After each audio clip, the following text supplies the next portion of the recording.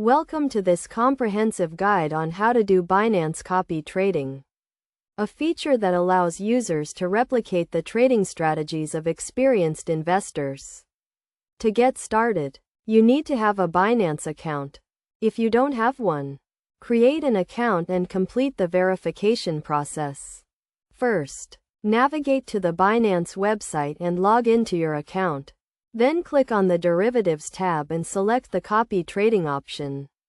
Here you will find a list of top traders that you can copy. These traders are ranked based on their performance, and you can view their trading history and statistics. To select a trader, click on their profile and review their performance metrics, including their profit percentage, trading volume, and risk level. You can also view their portfolio composition and trading strategy. Once you have selected a trader, click the Copy button to start the copy trading process. Next, you need to set your copy trading parameters, including the amount you want to allocate to the trader and the risk level you are comfortable with. You can also set a stop loss to limit your potential losses. It is essential to note that copy trading carries risks and there are no guarantees of profits. After setting your parameters, click Confirm to start the copy trading process. Your account will now replicate the trades of the selected trader.